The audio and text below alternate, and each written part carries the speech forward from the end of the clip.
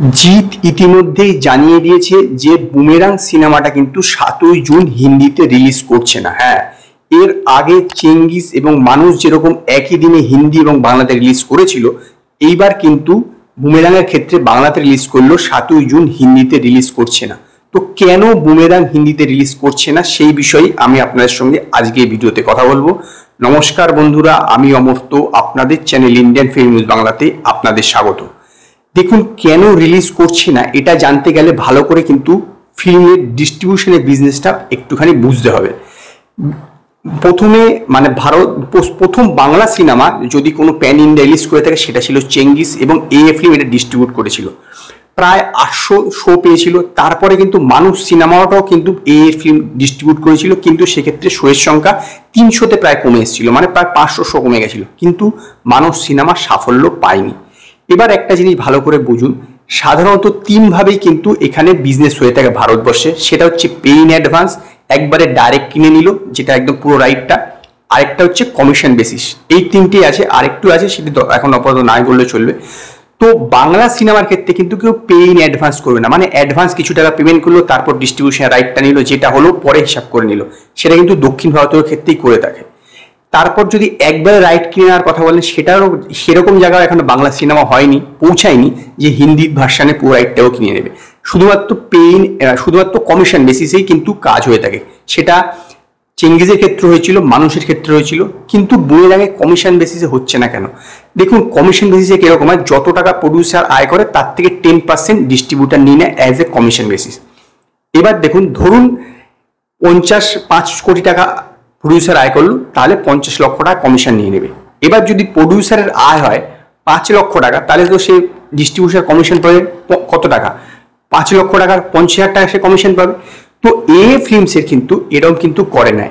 এর আগে কয়েকদিন আগেই গুরু রন্ধাওয়ার একটা হিন্দি সিনেমা রিলিজ করেছিল, তার জন্য তারা 50 লক্ষ টাকা নিয়ে নিয়েছিল, সেটা কিন্তু কমিশন বেসিসে করেছিল, কারণ তাদের একটা রেপুটেশন আছে।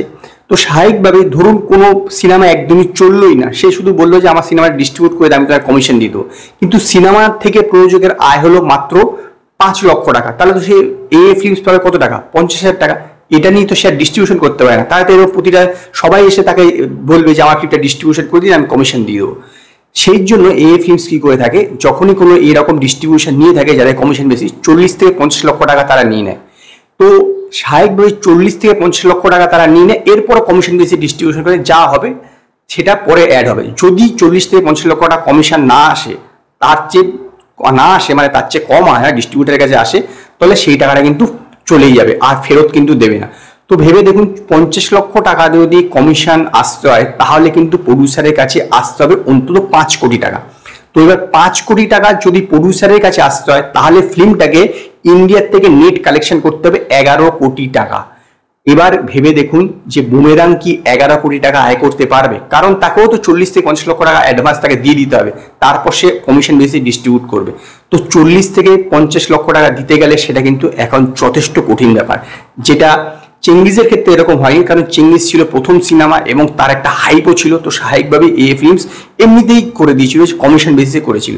কিন্তু মানুষের ক্ষেত্রেও কিন্তু সেরকম হয়নি, মানুষের যেরকম হাইপ ছিল না, সিনেমাটায় কম জায়গায় রিলিজ করেছিল এবং সেটা চলেনি। এর ফলে কিন্তু এখন তারা পুরো টেকটিসেই চলছে যে তোমাকে প্রথমে আগে কিছু থোক টাকা দিয়ে দিতে হবে, সেই টাকাটা হচ্ছে তারপরে সে কমিশন বেসিসে কাজ করতে রাজি হবে। যদি তার চেয়ে বেশি আসে তো ঠিক আছে, আর না হলে এই টাকাটা চলে যাবে। তো স্বাভাবিকভাবে এখন 40 থেকে 50 লক্ষ টাকা একটা ইনভেস্ট করতে গেলে 11 কোটি টাকা কিন্তু বুমেরাংকে হিন্দি মার্কেট থেকে আয় করতে হবে, তবেই গিয়ে 40 থেকে 50 লক্ষ টাকা কমিশন হয়।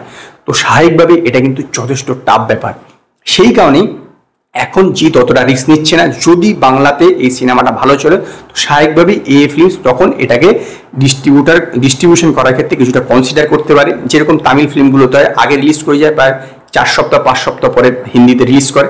তো এটাও কিন্তু সেরকমই হবে। যদি এই সিনেমাটা বাংলাতে ভালো সাকসেস পায়, তাহলে সেক্ষেত্রে এই যে 40 থেকে 50 লক্ষ টাকা আছে প্রথমে দিয়ে দিতে হচ্ছে, সেই অ্যামাউন্টটা কিছুটা হয়তো কমতেও পারে, কারণ এখানে ভালো পারফরমেন্স করেছে, আশা করা যাবে যে হিন্দিতে ভালো পারফরমেন্স করবে। তো সেই কারণেই আপাতত এখন বুমেরাং হিন্দিতে রিলিজ করা হচ্ছে না, কারণ এর জন্য অনেকটা কষ্টের প্রয়োজন, অনেকটা টাকার প্রয়োজন। তো স্বাভাবিকভাবেই এখন প্রথমে বাংলায় রিলিজ করা হবে, তারপরে যদি বাংলাতে ভালো পারফর্ম করে তারপরে সেটা হিন্দিতে রিলিজ করা হবে। তো এই হচ্ছে বুমেরাং রিলিজ করা, হিন্দিতে না রিলিজ করা একসঙ্গে কারণ। তো আমার এই বিষয়ে আমি আমার মতামতটা জানালাম। যদি আপনাদের এই বিষয়ে কিছু মতামত থাকে তো আপনারা আমায় জানান।